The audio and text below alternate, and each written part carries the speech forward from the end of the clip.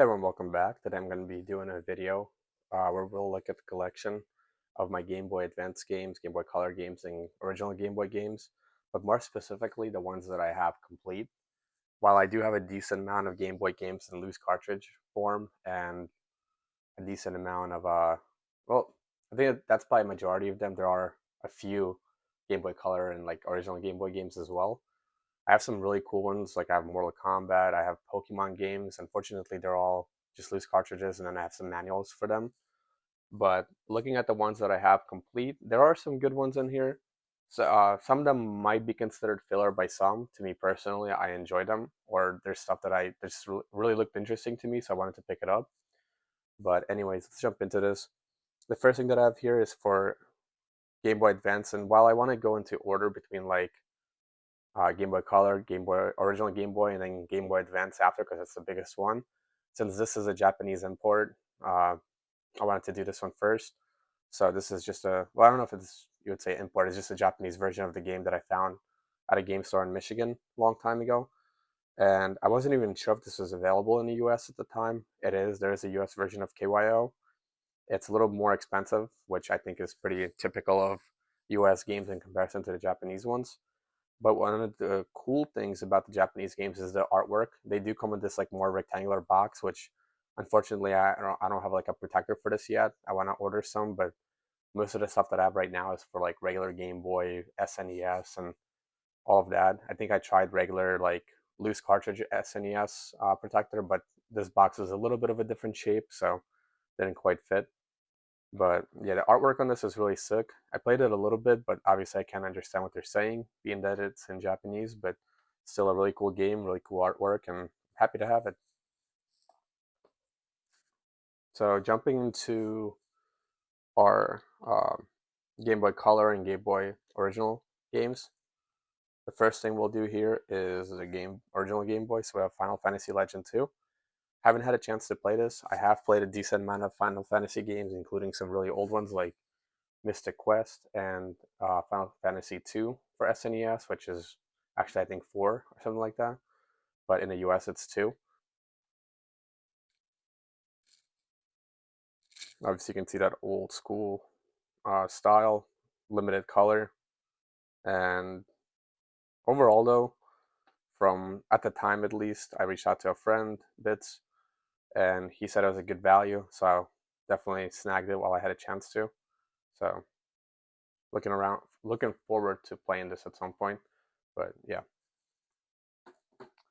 so for Game Boy Color, first one we have here is Men in Black. Um, this game I never played when I was younger. I don't think I owned any game or Men in Black games ever.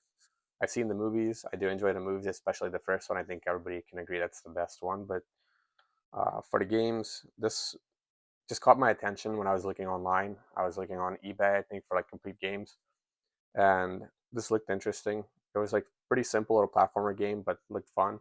I may or may not have tried it at the time on like an emulator website just to get a feel for it myself.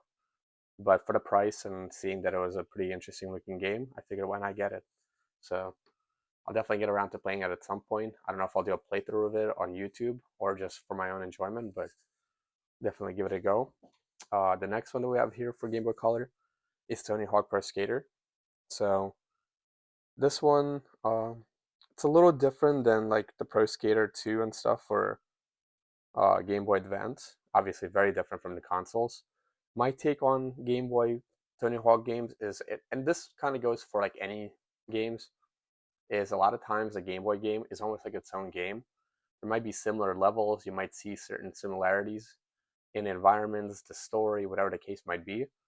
But because usually it's not going to have that same quality or like whether it's a 3D versus a platform that you would have on like console or whatever, it becomes like its own game. So I feel like you should give it a try to play both the Game Boy and the console version, just to kind of give it a or get a different experience from it.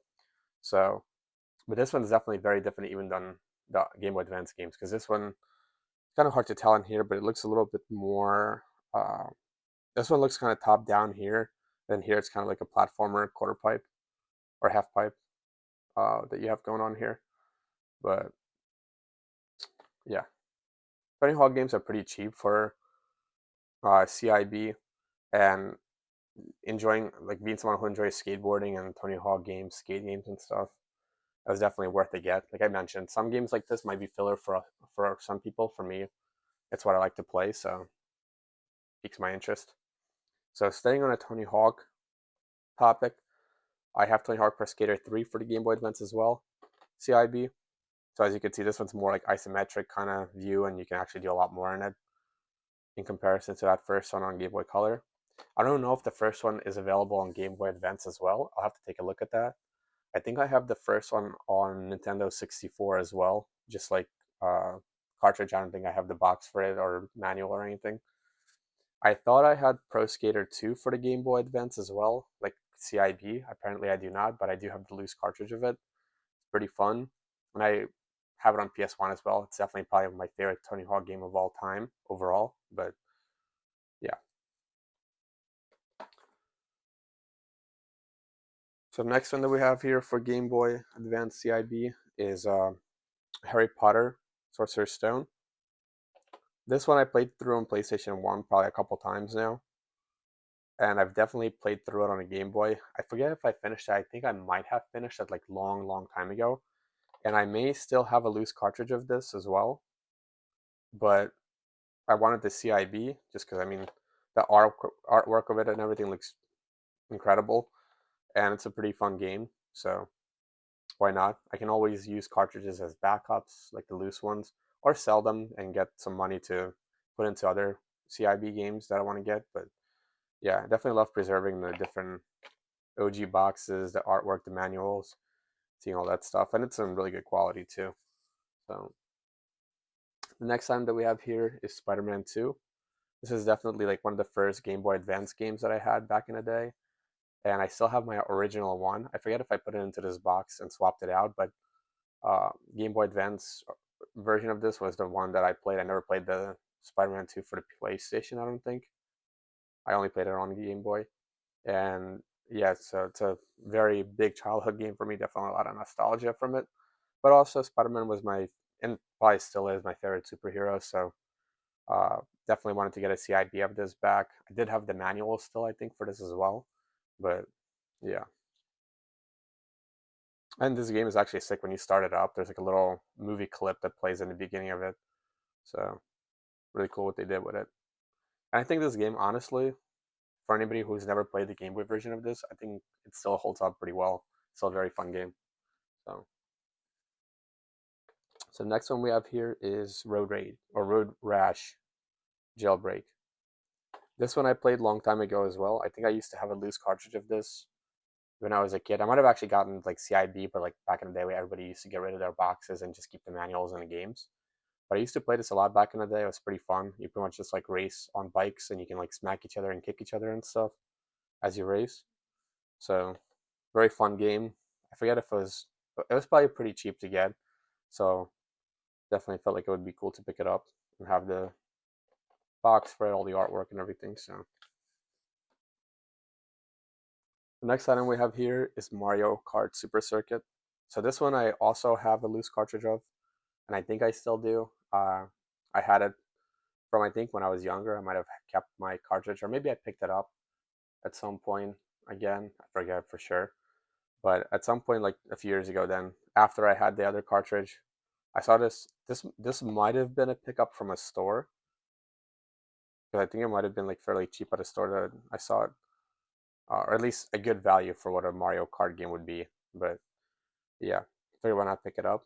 The Game Boy version of this game is actually like very well made. I think it's really good quality, really fun. And for those that never played it, another one that I would recommend for you guys to try it out. So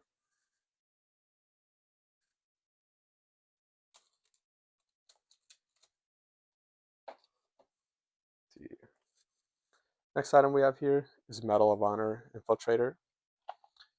I'm a huge fan of Medal of Honor games. If you guys have seen some of my playthroughs on YouTube, or if you already follow me, whatever the case is, you've probably seen my Medal of Honor playthroughs.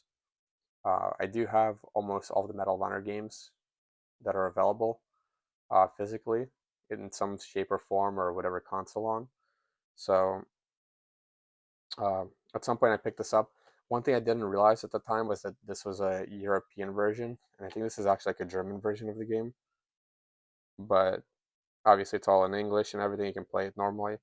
It works on the Game Boy because the Game Boy Advance is in like region locked. I don't think so. It works on the Game Boy Advance still. You can still play it. And this one was a change up from Underground because Underground they kind of went first person with it, and it was not the best quality. Then it doesn't really hold up well over time either.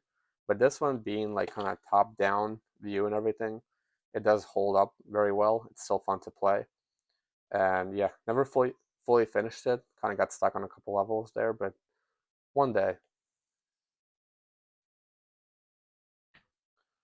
The next item we have here is Frogger Adventure Temple of the Frog. This one, Frogger games, I mean, they're fun, they're simple. This was definitely a filler title, I would say. It was really cheap when I picked it up at the game store where I went to college. And yeah, not really too much more to say about this one. Wolfenstein 3D. This one is definitely a solid pickup. I forget how much it costs. It was definitely more of a pricey one in comparison to some of the other games on this list. Uh, I love id Software games, Wolfenstein, Doom, all that stuff. I played through a lot of the OG Doom games. I finished through like most of them. I'm still finishing Doom 2. I played through all the new ones. I've played through the new Wolfenstein games, and I've played the OG Wolfenstein 3D. Just never fully finished it. I played on PC. I played it on console.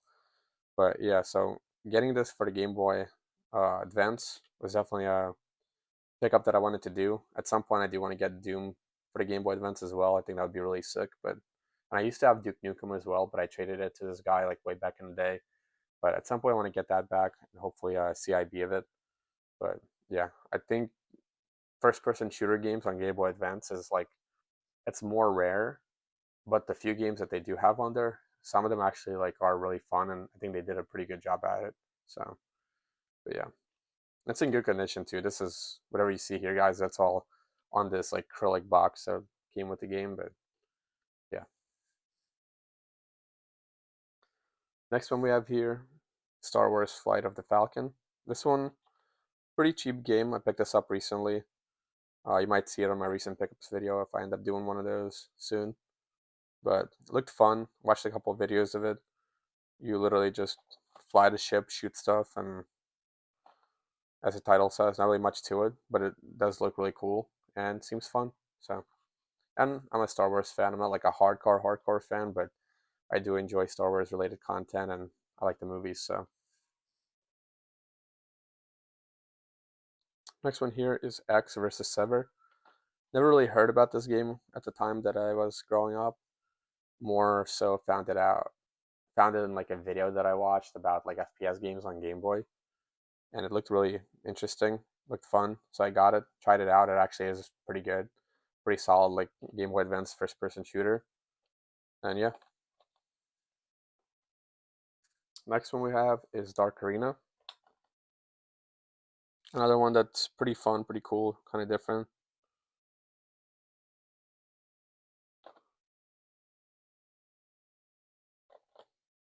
Played this one a little bit as well, just to kind of try it out, get a feel for it. But yeah, not really too much to say. Just another fun game on a Game Boy Advance. It's a first-person shooter. So I think I essentially have like I don't know majority of them that are available on the Game Boy, other than like Doom and Duke Nukem. Because like I said, there's not really too many first-person shooters on Game Boy Advance. But yeah, then we have Tetris Worlds. This one was my first Tetris game that I think I played on a Game Boy Advance. And outside of like the OG Tetris that you would play on like those little weird like handheld console things, this was the first one that I really owned. Um, Fun game, pretty cheap to get, but I think it's one of those titles where it's sort of a filler title, but it was a game that I played when I was younger, so that's held some value to me in that sense. But yeah, next one we have here is Driver 2 Advance. This one, it's like 3D and stuff. It definitely is nowhere near the quality of like Driver 3 for the Game Boy Advance. Driver 3 for the Game Boy Advance was actually pretty good. I used to have it. I don't know what happened to it, but I do have a loose cartridge of this as well, but wanted to get the CIB of it, pretty cheap, and looks decent too. Played the Driver games on PlayStation 1 back in the day, and then Driver 3 on PlayStation 2. As I mentioned, kind of different games, similar but different. This one I wouldn't say you necessarily should go out and pick up unless you want to get it for like either a collection or just want to try out different random old games on different consoles. But yeah, more of a niche thing, I would say.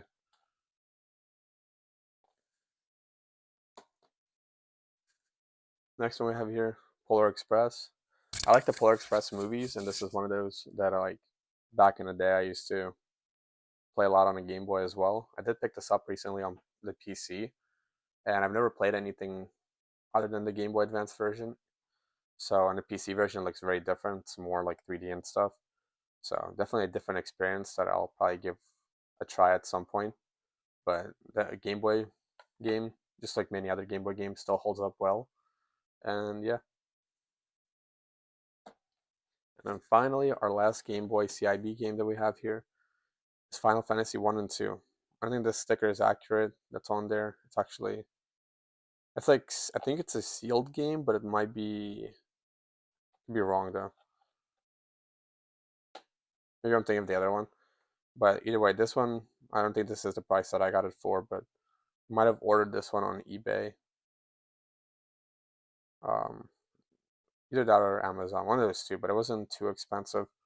And like I mentioned, I like OG Final Fantasy games.